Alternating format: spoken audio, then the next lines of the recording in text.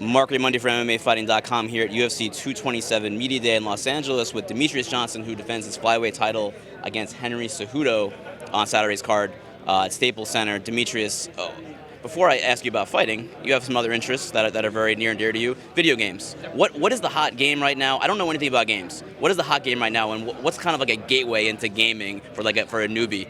It all depends, man. I would say Fortnite. Fortnite's easy to get into.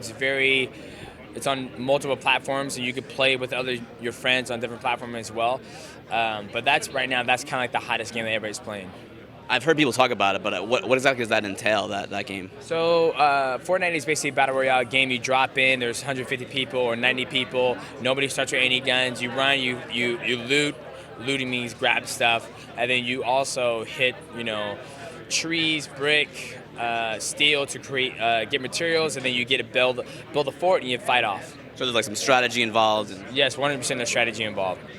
As far as you, like a regular day for you, what is like the percentage split between video game playing, training, being with the family, that type of stuff? Yeah, so if I was to give you a typical day, I'll leave the house, I'll train for about an hour and a half, and then I'll play a game for about maybe 2.5 hours, go back, train for about 2 hours, then come back home, hang out with the wife and kids. And then when I go to bed, I'll play a game from maybe 8 to 11. So probably more time gaming than training, just because the body can only train for so long until it's going to get injured or until it's going to give out, you blow your knee out or something like that. So gaming, it's almost a form of relaxation. I'm sitting down, relaxing, playing video games. So there's got to be some mental energy though that goes into game playing, though, right? Not really mental energy. When you're streaming and you're talking and you're taking questions from the fans on Twitch, that's when the mental capacity comes in. Like, I've been gaming all week. Playing World of Warcraft at night, but I haven't been streaming because I don't want to, talk to somebody and then hear them like, oh, how you feel, man? I was like, oh, shut up. I just been doing this since 8:15 in the morning, so a little bit different. And you're not just playing games. I mean, you're monetizing now that content with Twitch. How does that work exactly? Yeah, so basically, you can monetize it. You get ad revenue, you get subscription revenue, you get sponsorship revenue as well. Then I have the YouTube channel going on, so that's starting to pick up a little bit here and there, but just being focused on monetizing and have something to fall back on after I'm done fighting that I'm passionate about.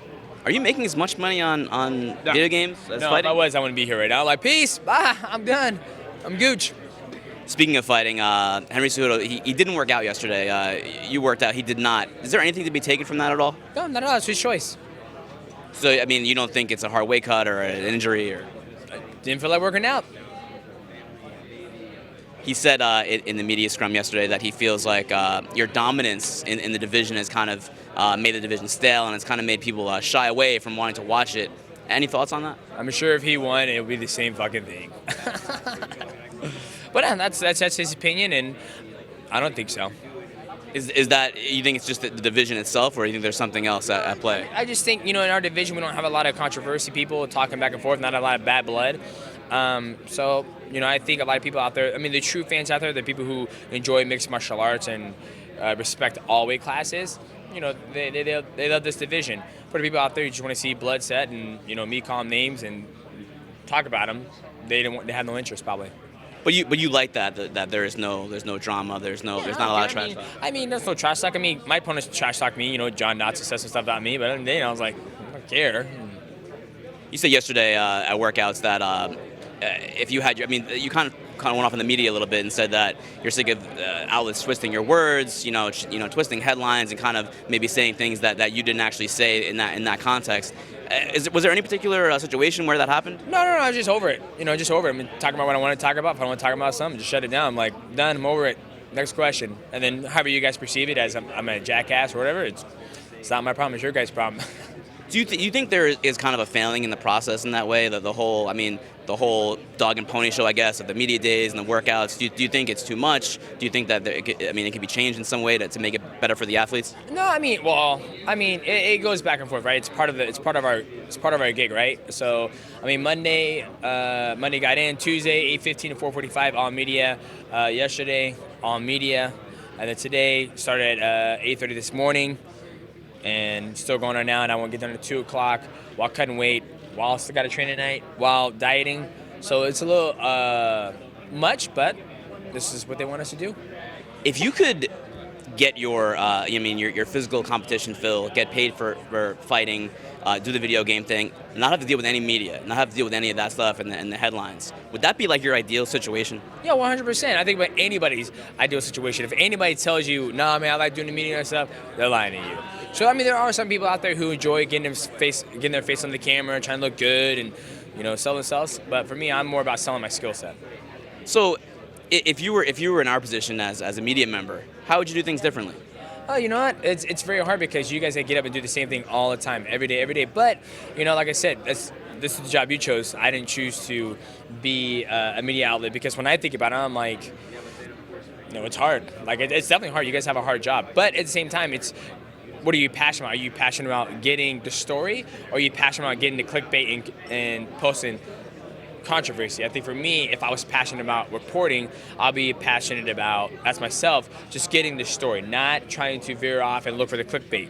Your numbers might be low, but it's what you're doing, right? Have you ever thought of being like Marshawn Lynch? So when he would do the press conferences and he would just, I'm just here not to get fined, just kind of say that over and over again and just kind of shut everything down? I thought about it, but it's still my person. I mean, I'll talk, but if it's someone I don't want to talk about, I was like, I'm not talking about it. Next question. And then you either move on to the next question or pack your shit and go.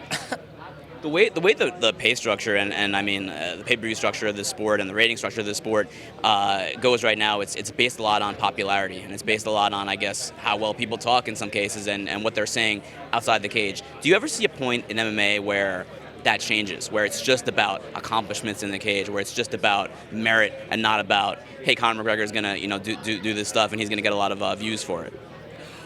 I mean, it's what society wants to see, right? So society, they want to see all the craziness and all that stuff, and somebody, talking, and then they're going to tune in. And, I think back in the day, it was a little more about merit. When I was watching UFC 47, Boiling Point, Andre Arlovski doing his thing, I was more intrigued by the athletes and the fights, not the talking. There was really no talking back in the day, so.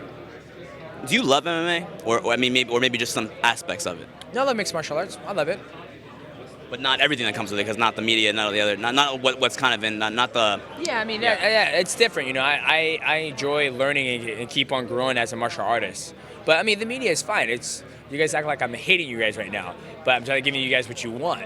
So you guys feel conflicted of like, oh, I have to go a different fucking way to get what I want. It's like, so I could feel where you guys are coming from, but I don't hate you guys. I'm not going to talk about stuff, but I don't want to talk about. I haven't even asked you about TJ Dillashaw yet. Are you happy that I haven't asked that? well, no, I'm not. I mean, it doesn't matter to me, but I'm shocked that people aren't asking about it. But it's like, okay. If you could change one thing about MMA, about the UFC, what would it be? I don't know. I haven't thought about it. I haven't worried about it. It's not my company. I just fight here. Well, if it were, I mean, fuck, if it was my company, man. Oh, I don't know. I haven't took time to sit down and thought about it. Dana White and Colby Covington visited Donald Trump today. Loved it. I'm glad he was able to make it happen. If you were offered that invitation, would you bring the belt to the White House? Probably, yeah. I would. I want to see why not. Donald Trump ain't done no wrong to me. So, I mean, I'm happy he was able to fulfill his lifelong dream. Thanks, DJ. You're welcome.